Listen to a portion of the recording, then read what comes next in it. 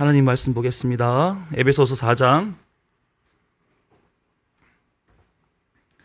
1절부터 6절까지 말씀입니다.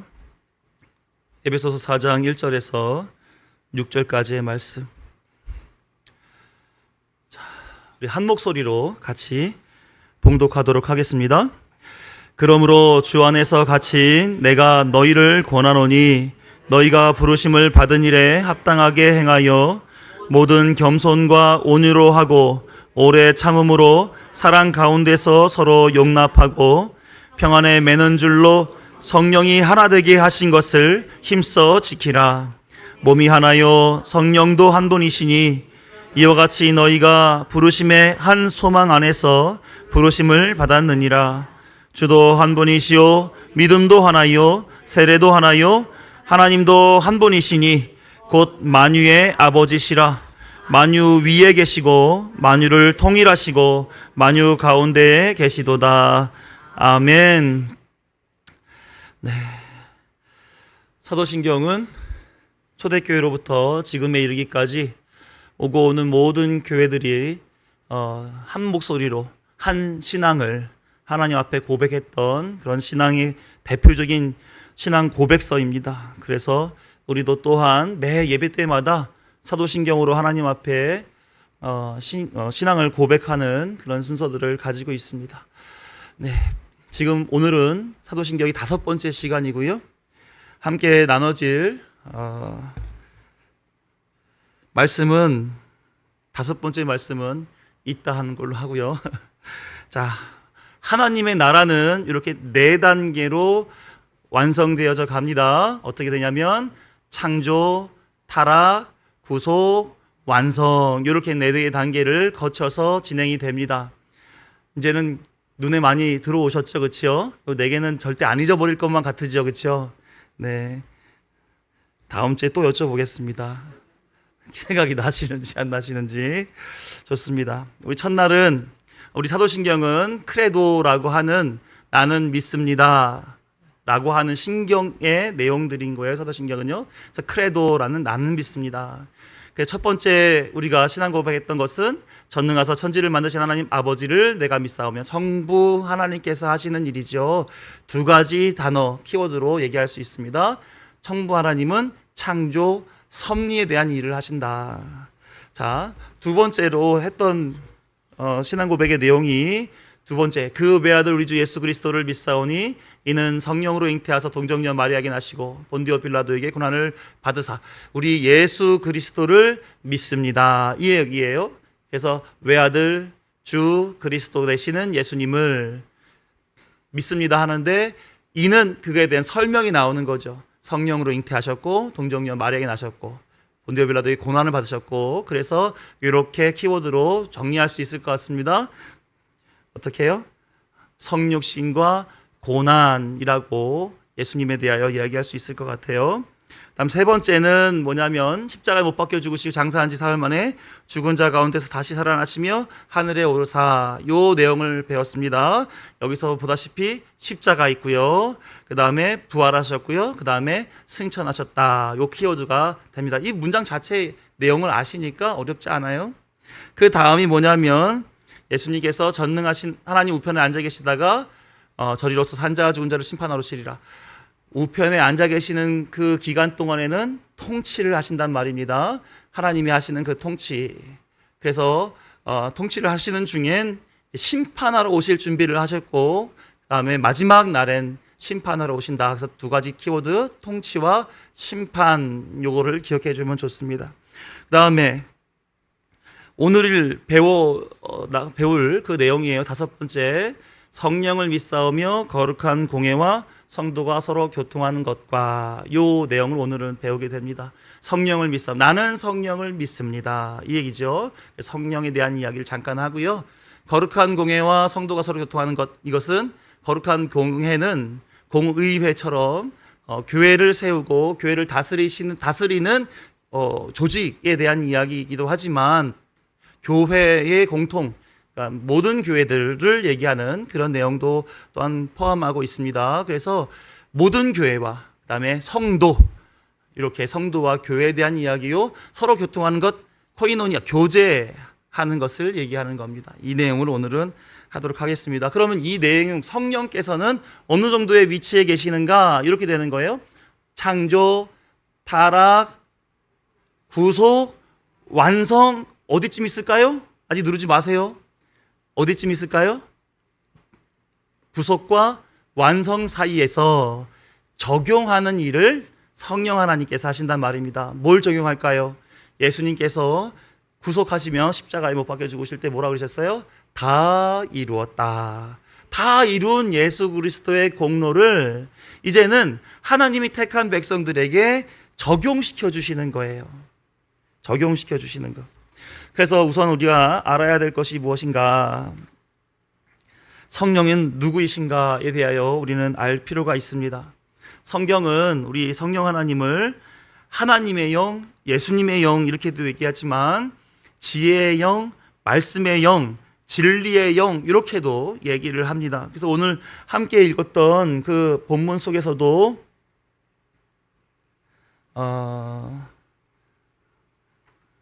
이 본문에서는 아니었군요. 찬양하면서 했군요. 성령 하나님께서는 그래 누구이신가 했었을 때 우리는 그렇게 지혜의 영, 말씀의 영, 진리의 영 이렇게 우리는 알고 있습니다. 마치 어떤 사람들은 성령 하나님이면 어떤 영적인 기운,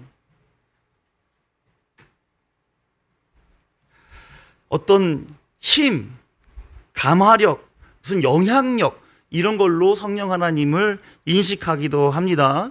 그런데 절대 그렇지는 않고요. 성부 하나님, 성자 예수님과 더불어 삼위일체 되시는 하나님이세요.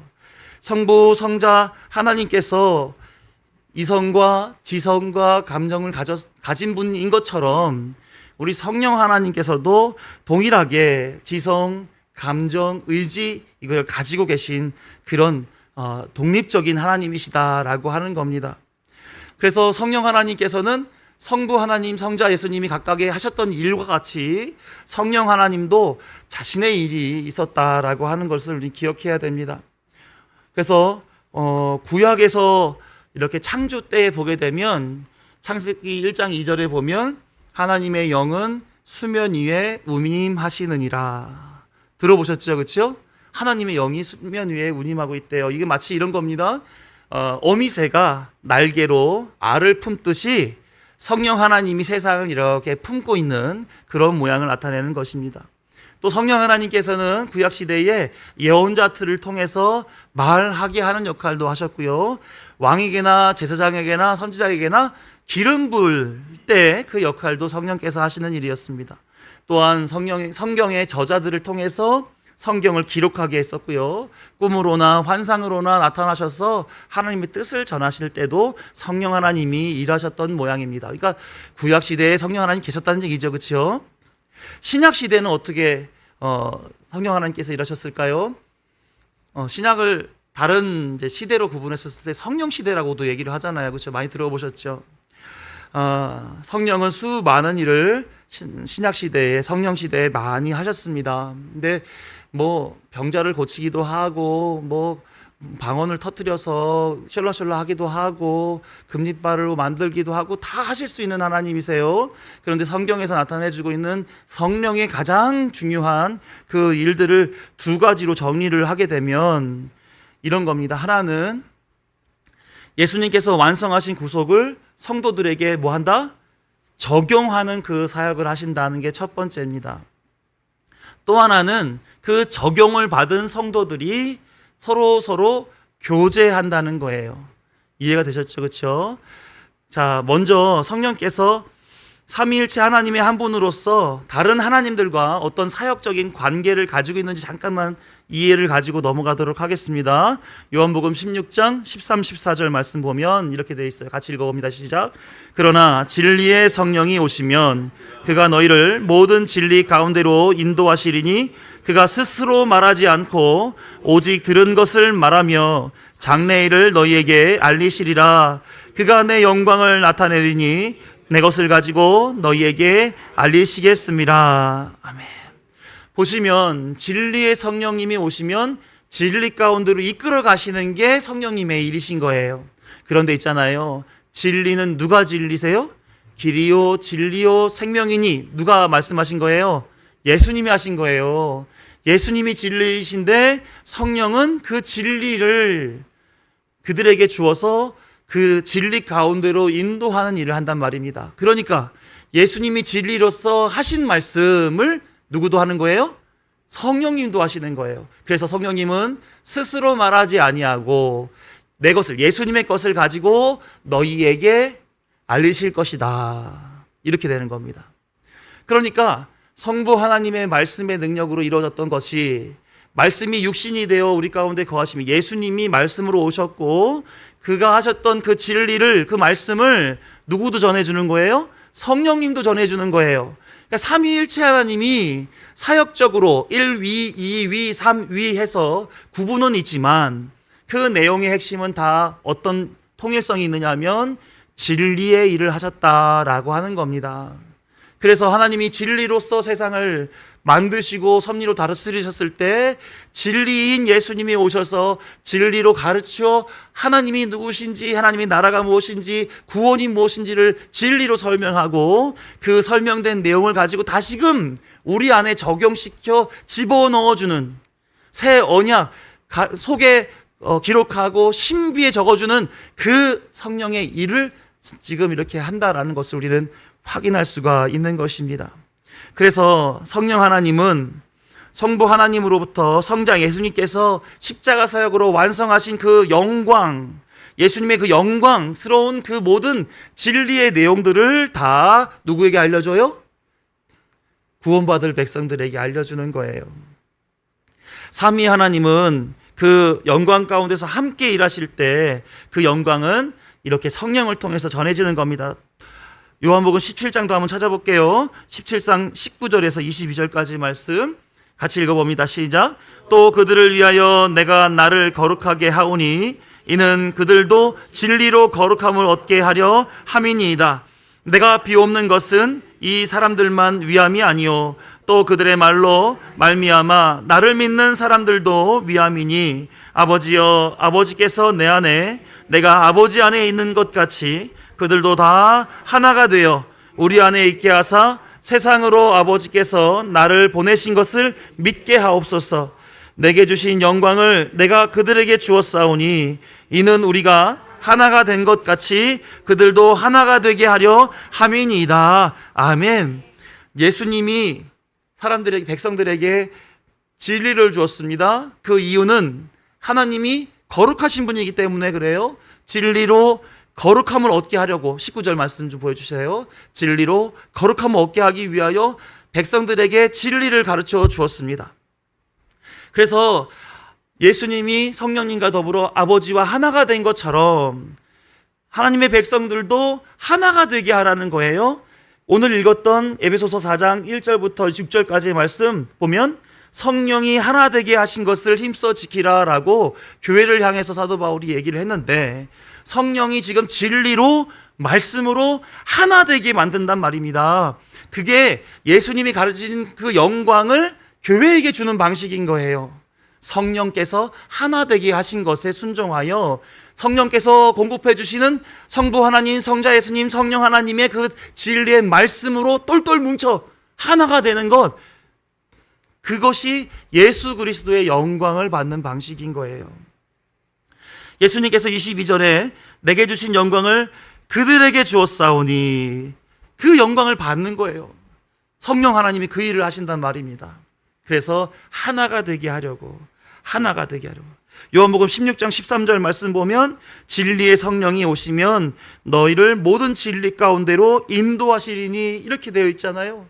진리로 우리를 거룩하게 하고 삼위일체 하나님인 것처럼 온 교회가 하나가 되어서 예수 그리스도와 연합하여 하나님의 나라에 완성된 자리에 가게끔 하시기 위하여 성령 하나님은 지금도 뭘 가르쳐 주신다? 진리를 가르쳐 주시는 거예요. 진리를.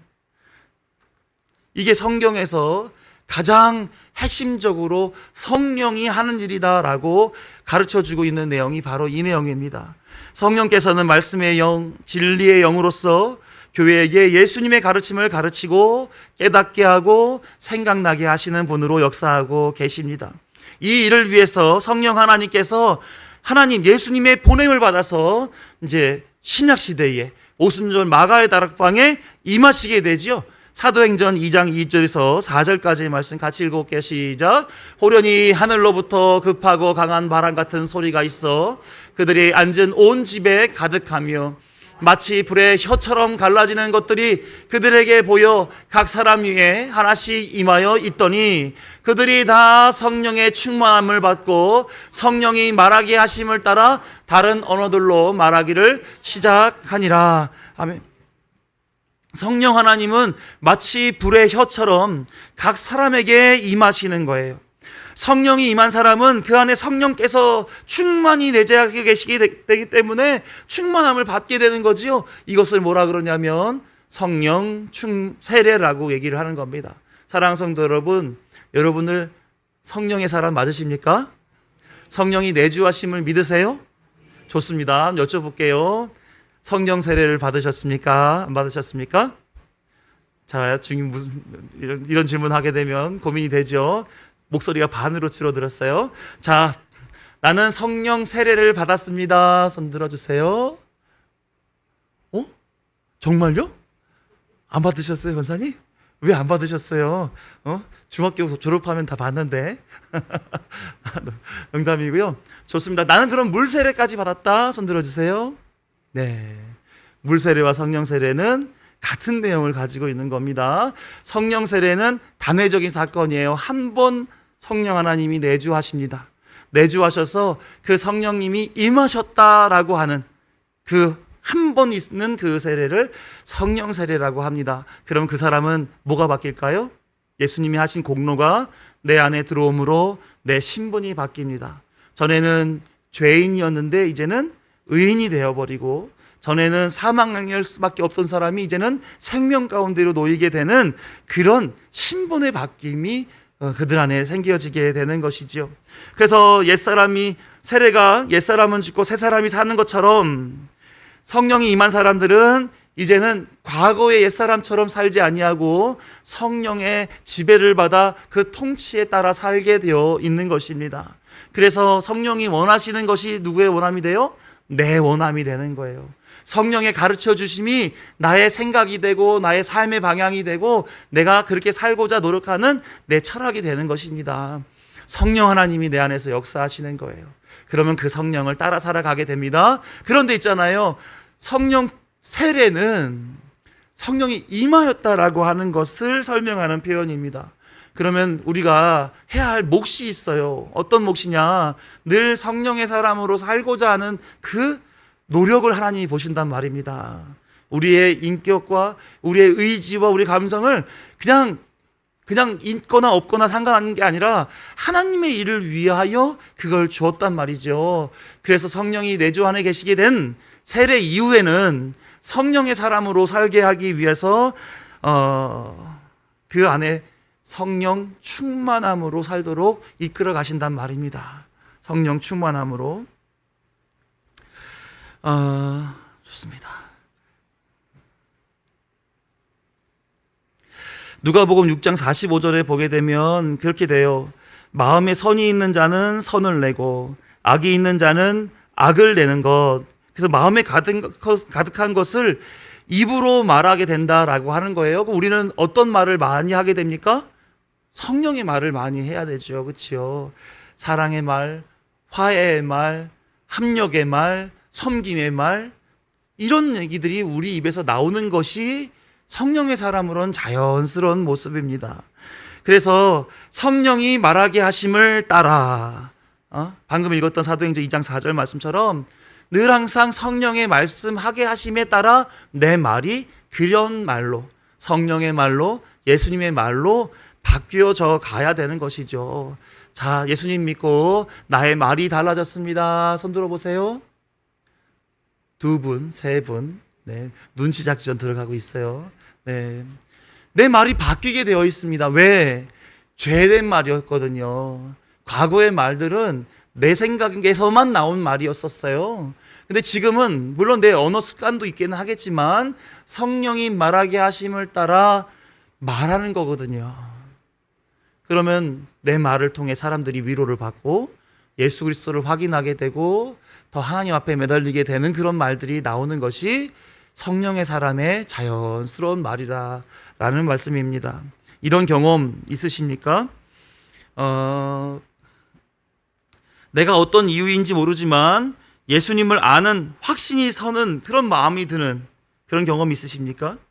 예수님이 나의 구주라는 믿음이 생기는 그런 경험 있어 보신 적 있으세요? 더 이상 죄인의 모습으로 살지 말아야겠다, 이렇게 의지가 막 들끓어 오르는 그런 경험 해보신 적 있으십니까? 더욱 신실하게 신앙생활을 해야겠다는 마음이 생기신 적이 있으십니까? 성령께서 그 안에서 역사하시는 겁니다. 자, 디도서 3장 4절에서 7절 말씀 보시게 되면 같이 읽어보죠. 시작. 우리 구주 하나님의 자비와 사람 사랑하심이 나타날 때에 우리를 구원하시되 우리가 행한 바 의로운 행위로 말미암지 아니하고 오직 그를 긍휼하심을 따라 중생의 씻음과 성령의 새롭게 하심으로 하셨나니 우리 구주 예수 그리스도로 말미암아 우리에게 그 성령을 풍성히 부어주사 우리로 그의 은혜를 힘입어 의롭다 하심을 얻어 영생의 소망을 따라 상속자가 되게 하려 하심이니라. 아멘. 하나님께서 구주 예수 그리스도로 말미암아 성령을 풍성히 부어주셔서 구원하시고 영생의 소망을 따라 상속자 되게 하셨다라고 기록하고 있습니다. 그러니까 우리는 성령이 임하심으로 말미암아 죄인에서 의인으로, 사망에서 생명으로, 심판에선 구원의 자리로 옮겨지게 되었다 믿으시길 바랍니다. 자, 사랑하는 성도 여러분, 이제 우리 한번 서로 인사해 보겠습니다. 옆에 분을 바라보시면서 그윽한 성령님의 눈빛으로 우리 안에 성령님이 계십니다. 인사하겠습니다. 할렐루야. 역시 성령님의 표정이다 보니까 다 얼굴에 그냥 짜글짜글 주름살이 생겨도 웃으시면서 얘기하잖아요. 그렇죠? 또 한 번 더 하겠습니다. 성령님께서 하나님의 나라 상속자가 되게 하십니다. 인사하겠습니다. 하나님께서 우리를 하나님의 나라 상속자가 되게 하십니다. 네. 이렇게 성령 세례를 받고 성령 충만한 자들에겐 성령께서 역사하시어서 전에는 죄인이었던 사람이 개개인이 이제는 성도라고 하는 신분을 받게 되는 거예요. 성령께서 하시는 일입니다. 자, 개개인으로 봤을 때는 성도가 되고요. 그 성도들이 모인 믿음의 공동체를 뭐라고 부를까요? 자, 1번 교회, 2번 교회 말고 그러면 뭐가 있을까요? 네. 자, 참나. 자, 2번은 다 교회죠. 성도가 모인 공동체, 교회 아닙니까? 누가 하시는 일이에요? 성령 하나님이 하시는 일이에요. 자, 교회는 church라고 하지요, 영어로. 네, 헬라어는 큐리아콘이라고 말합니다. 큐리오스에서 나온 말인데요. 큐리오스는 주인, 주님, 이런 표현입니다. 그래서 큐리오콘 이 표현에는 주님의 것, 주님께 속한 것이란 의미를 가지고 있어요. 그래서 교회가 이 건물을 교회라고 말하지 아니하고 주님께 속한 사람들의 모임, 교제, 사귐, 이런 의미가 이 철치, 교회라고 하는 표현 안에, 에클레시아 안에 담겨져 있는 겁니다. 이들은 다른 말로 이제 성도, 제자, 신자들의 모임, 이렇게도 얘기할 수가 있어요. 그러니까 성령 하나님께서는 성도를 세우는 일을 하고요. 더 나아가선 성도들을 모아놓고 교제하게끔 해서 교회를 세우는 일을 성령께서 하시는 겁니다. 여러분들 은사 다 있으세요? 은사 다 있으시죠? 내 은사 아직 잘 모르겠습니다. 손 들어보세요. 제가 알려드릴게요. 네. 다 아세요? 대단하신데. 예. 저는 어떤 은사가 있는 것처럼 보이세요? 네? 뭐, 잘생김의 은사? 아, 잘 먹는 은사요? 저는 제가 나름 그래도 성경을 조금 그래도 배웠고 뭐 했고 해서 좀 가르치는 은사, 뭐 말씀의 은사 뭐 이런 거 있을 줄 알았어요. 그랬더니 제 은사를 전에 은사 그걸 해보는데 손님 접대의 은사가 있더라고요. 세상에 저는 그런 은사가 있는지도 몰랐어요. 손님 접대 은사. 그래 나는 그래 안내나 새가족부에 들어가야 될 일인 것 같다. 그랬는데 거기에 보니까 손님이면 뭐든지 다 해줘야 되잖아요. 이것도 하고 저것도 할 줄 아는 그 은사가 나한테 있는가 보다 하고 좋게 해석을 했죠. 아이 진짜. 자, 그래서 성도들에게는 다 각각의 은사들을 줘요. 그래서 지체됨. 어떤 분은 손의 은사처럼, 어떤 분은 발의 은사처럼, 어떤 분은 뭐 가슴의 은사처럼 이러저러한 각각의 은사들이 가진 성도들이 모여서 교회 한 지체가 되게끔 하나님이 일하시더라라고 하는 겁니다. 이거를 뭐라고 그래요? 교제한다라고 얘기하는 거예요. 교제한다. 그래서 우리가 교회가 이렇게 모여져서 교회가 더 믿는 일과 아는 일에 하나가 되어 더 하나님을 앙망하고 또 하나님 앞에 예배하고 하는 그 일들로 최선을 다해 가서 교회가 세워져 갈 때, 이 교회는 성령 충만한 교회로구나. 이거를 확인하게 되는 거예요. 어려운 질문이죠. 우리 교회는 성령 충만한 교회 맞습니까? 네, 한 분 지금 입을 뻥끗도 안 하고 계신 분이 계셨어요. 네, 제가 다 쳐다보고 있습니다. 자, 성령께서 계시는 교회는 성령께서 일하심이 보이는 교회입니다. 그것이 우리의 말로 나올 수도 있고요, 우리의 행위로도 나올 수 있고요, 거꾸로 다른 외부에 좋은 평가가 있을 수도 있고 많은 이들이 교회로 참여하여 함께 신앙생활하는 그 모양도 나타날 수가 있는 것이죠. 우리 교회가 진짜 좋은 성령 충만한 교회 되면 참으로 좋겠습니다. 이미 우리 교회는 성령 하나님께서 함께 하신 줄로 믿습니다. 네, 그래서 성도님들은 날마다 성령의 사람으로 사는 게 중요합니다. 엄밀히 말해서 내가 성령의 사람으로 각각의 성도님들이 늘 확인하며 살아가는 것이 되게 중요하다라고 하는 거예요. 자, 그래서 나는 매일매일 말씀과 기도로 성령님과 교제하고 있습니다. 너무너무 자연스러운 현상이 되는 것입니다. 하루에 한 편에서 두 편 하나님의 말씀을 듣는 데에 시간을 할애하여 귀 기울이고 있습니다. 너무너무 중요한 일이죠.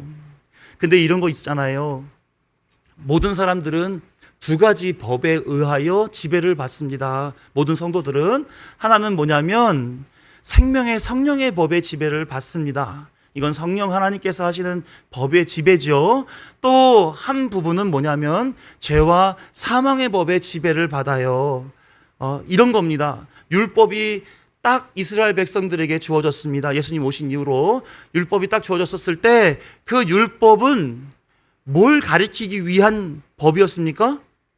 예수님을 가리키기 위한 초등교사와 같은 법이었어요. 율법을 받아서 예수님을 깨달아 알게 되면 이건 생명의 성령의 법의 지배를 받아 깨달아 아는 거가 됩니다.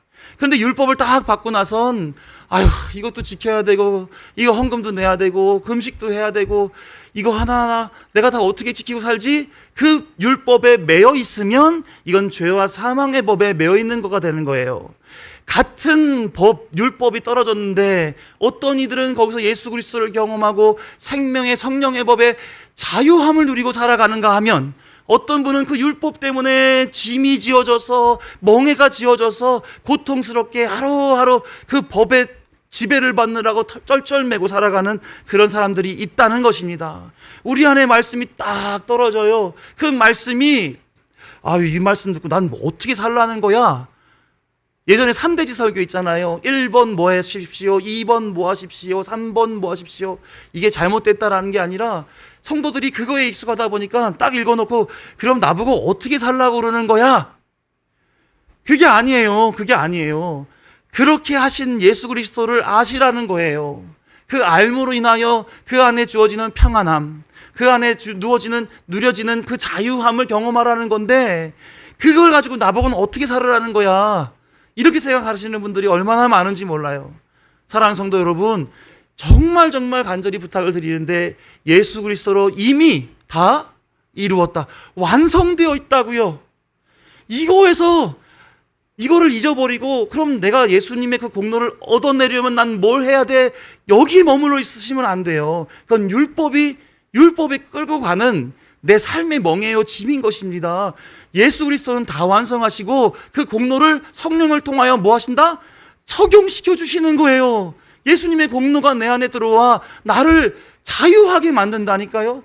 예수님이 세상에 줄 수 없는 그 평안함을 주겠노라고 하는데, 나는 그 율법, 그 말씀 구절구절에 담겨져 있는 어떤 행위를 하기 위해서 쩔쩔매고 어떻게 해야 되는 거야? 오늘은 뭘 적용하고 살아야 돼? 이 말씀은 과연 어떤 뜻인 거야? 나는 어떻게 살라고? 여기에 연연하면 안 된다는 말씀입니다. 교회는 그래서 그 자유를 함께 공유하는 공동체가 교회인 거예요. 그래서 만날 때마다 나 예수로 행복해, 나 성령 하나님이 역사하셔서 오늘도 마음 평안해, 그래서 말씀이 나를 지배하는 그 자유와 평안함, 행복, 감사, 은혜, 충만, 이런 것들을 함께 나누고 서로 북돋아주면서 힘들어하면 예수 그리스도를 더 알려서 예수님이 하신 그 일을 생각해봐. 이 세상에 잠시 머물다가는 우린 나그네 같은 인생인데, 영원한 하나님의 나라에 갈 때는 이거 다 내려놓고 가장 아름다운 모습으로 하나님의 품 안에 안길 것을 생각하면서 우리 그 나라를, 그 본향을 향해서 우리 살아갑시다. 이러면서 서로 힘내주고 의지를 불타주고 도와주고 섬겨주고 사랑해주고 같이 눈물 흘려주고 기도해주고, 이게 성도가 하는 코이노니아, 교제, 사귐인 거예요. 하나님이, 성령 하나님이 적용시켜서 성도를 만들고 교회를 만든 것은 이 죄된 세상 가운데 이러한 교제로 서로 사랑하라고, 하나가 되라고, 예수 그리스도와 연합하라고, 그리하여 하나님의 나라의 그 영광스러움을 함께 누리자고, 그렇게 성령께서는 일하시고 계신 줄로 믿습니다. 그러니까 우리는 늘 항상 성령 충만한 자들이 되어야 될 줄로 믿습니다. 그래야 이 메시지, 그래야 이 하나님께서 하시고자 하는 그 의도와 뜻을 가지고 늘 풍성히 누리고 살아갈 수 있는 것이죠. 그래서 오늘도 성령께서 나를 주관하시는구나, 나의 말을 주관하시는구나, 나의 행실을 주관하시는구나, 나로 하여금 다른 성도들과 함께 하나가 되게 하시는구나, 이거를 매일매일 확인하셔야 된단 말입니다. 내가 성령의 사람인가 아닌가를 확인하시란 말이에요. 그래서 사도들이 이랬습니다. 사도행전 6장 3, 4절을 보게 되면 같이 읽어보죠. 시작. 형제들아, 너희 가운데서 성령과 지혜가 충만한 칭찬받는 사람 7 택하라. 우리가 이 일을 그들에게 맡기고 우리는 오로지 기도하는 일과 말씀 사역에 힘쓰리라 하니. 성령의 사람으로 살기 위해서 사도들은 기도와 말씀에 힘썼습니다. 말씀의 영, 진리 영이신 성령께서 이 말씀과 기도 가운데에서 우리와 교제하기 때문에 그렇습니다. 그래서 이 성령과 교제를 통해 사도들은 늘 가르치는 자리에서 모든 죄의 습관이 익숙한 그런 성도들에게 끊임없이 지도하는 거예요. 그랬더니 어떤 현상이 벌어지느냐? 사도행전 6장 7절 이어진 말씀인데요. 같이 읽어보죠. 시작. 하나님의 말씀이 점점 왕성하여 예루살렘에 있는 제자의 수가 더 심히 많아지고 허다한 제사장의 무리도 이 도에 복종하니라. 말씀이 점점 왕성하면 왕성해질수록 제자들도 점점 힘이 많아진다는 거예요. 다시 말하면 예수 그리스도의 그 가르침을 따라 살겠노라고 교회로 나온 이들이 많아지더라는 거예요. 예? 그러니까 제사장 대표적인 레위인 율법주의자들 아닙니까? 그 사람들도 그 가르침을 받기 위하여 무릎을 꿇더라는 겁니다. 왜? 생명의 성령의 법이 그들을 지배하기 때문이죠. 성령께서 그에게 내주하고 그들에게 충만하게 거하시기 때문에 제사장들도 이제는, 전에는 죄 졌어, 양 가지고 와, 소 가지고 와, 비둘기 가지고 와, 이랬던 제사장이 예수로 나오세요, 예수를 배우세요, 예수를 믿으세요, 이렇게 가르치는 그런 변화가 여기서 이렇게 나타나지더라라고 하는 것입니다. 그래서 교회는 하나님의 말씀으로 왕성하여지는 그런 교회 자리여야 된다라고 하는 거지요. 말씀이 많이 선포되고 가르쳐지고 말씀에 의한 삶이 사라지고 교회 안에 성도들의 마음에 말씀이 가득하게 되어져야 되는 곳이 바로 어디다? 교회다라는 거예요. 그래서 성도의 교제는 세상에 유익한 것들, 여보시오, 이거 저 정보 알아? 요번에 S&P 500이 얼마만큼 올랐는데 그 주식 투자 좀 해봐. 이런 정보, 어디 가면 땅이 막, 어디가 무슨 그린벨트가 풀린데, 이런 거 얘기하는 데가 교회가 아니고 하나님의 말씀으로 교제하는 거예요. 그래서 이 죄의 세상 속에서 진리로 살아가면서 쉽겠습니까? 남들은 다 잘 먹고 잘 사는 자기 이익을 위해서 이기적인 대화들을 하고 살아갈 그때에 우리는 서로에게 고난과 고통과 괴로움과 외로움 때문에 겪는 그 경험, 그러나 말씀 때문에 이기는 경험, 그리고 교회를 위해 섬기고 나누게 될 때 가지는 경험, 진리 때문에 얻어지는 기쁨과 평안과 감사와 은혜와 소망 등 성도로서 살면서 하나님을 누리게 되었던 많은 것들을 서로 믿음의 대화로서, 사랑의 대화로서, 합력의 대화로서, 섬김의 대화로서 계속해서 해나가는 것, 그게 성령께서 우리 안에서 하시는 일이요 교회가 해야 될 마땅한 일인 줄로 믿습니다. 그래서 성령 하나님은 지금도 말씀하고 계시고 가르쳐 주시고 그러세요. 뭐하라고? 하나님의 백성답게, 성도답게, 교회답게 살으라고 계속해서 말씀해 주고 계십니다. 자, 여러분들은 오늘 아침에 어떤 성령님의 말씀을 들으셨습니까? 못 들으셨어요? 들으라고 여기 오셨잖아요. 그렇죠? 들으려고. 지금이라도 들어도 됩니다. 요한계시록에 보게 되면 7교회가 등장합니다. 7교회는 예수님 이후에 실제 있었던 대표적인 지역 교회이기도 하지만 오고 오는 모든 교회를 대표하는 상징적인 교회들이기도 합니다. 이 교회들에게마다 성령 하나님께서는 기록하라고 동일하게 한 문장을 다 집어넣어줬어요. 요한계시록 3장 22절 말씀 함께 읽어봅니다. 시작. 귀 있는 자는 성령이 교회들에게 하시는 말씀을 들을지어다. 교회는 이거 들으면서 사는 거예요. 성령께서 하시는 말씀 듣는 거예요. 말씀을 정리합니다. 우리의 고백을 정리해 보도록 하겠습니다. 우리는 성령 하나님께서 거룩한 공회를 이루시고 성도가 서로 교통하게 하시는 것을 믿습니다. 아멘. 여기서 중요한 핵심 단어는 적용, 거룩한 교회, 그리고 교제. 없어요? 없어요. 네. 다 기억하시리라고 믿습니다. 사랑하는 성도 여러분, 하나님은 우리를 사랑하십니다. 예수님을 통해 우리를 구원하셨습니다. 그리고 그 구원의 공로를 성령 하나님을 통해서 우리에게 나눠주시는 적용을 지금 하고 계십니다. 성령의 사람만 하나님의 일을 이루어 갑니다. 그래서 우리는 성령으로 말미암아 뭐 된 사람이에요? 성도된 사람들입니다. 우리 모두는 성령을 통해서 우리 모두입니까? 교회된 우리 모두입니다. 그렇지요? 그래서 적용하셨던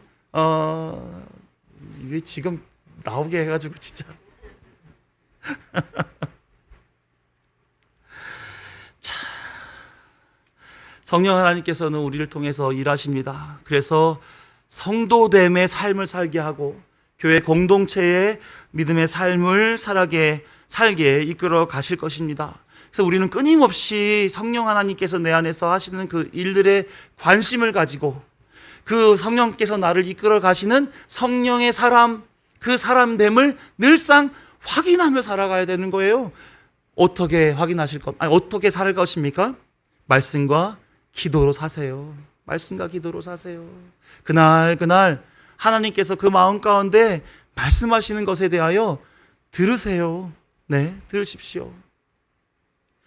그리고 성령께서 우리로 하여금 말씀과 기도 가운데 교제할 때 그 교제를 가지고 다른 사람들과 교제를 하세요. 다른 사람들과 교제하세요. 오늘은 뭘 먹을까? 오늘은 에어컨을 틀어야 되나 말아야 되나? 오늘은 청소를 해야 되나? 이런 게 아니라 성령이 교회들에게 하시는 말씀을 들을지어다 하셨는데 권사님은 무슨 말씀을 들으셨습니까? 네, 미소 속에 다 답이 있습니다. 자, 우리 하나님께서는 우리에게 오늘도 말씀하고 계신 줄로 믿습니다. 성령의 사람으로 살라고, 성령의 사람으로 또한 교제하라고 말씀하고 계신 줄로 믿습니다. 우리 성령님 붙잡으셔서 나에게 예수 그리스도의 십자가 공로를 적용하시고 나로 하여금 성도 되게 하시고 교회 되게 하시고 교회로 말미암아 교제하게 하셔서 하나님의 뜻을 이루어 가시는 그 하나님의 열심을 오늘도 경험하시고 그 경험을 통하여 하나님을 찬양하고 더 신앙생활을 풍성하게 누리고 살아가시는 저와 여러분 되기를 주님의 이름으로 축원합니다. 기도하겠습니다.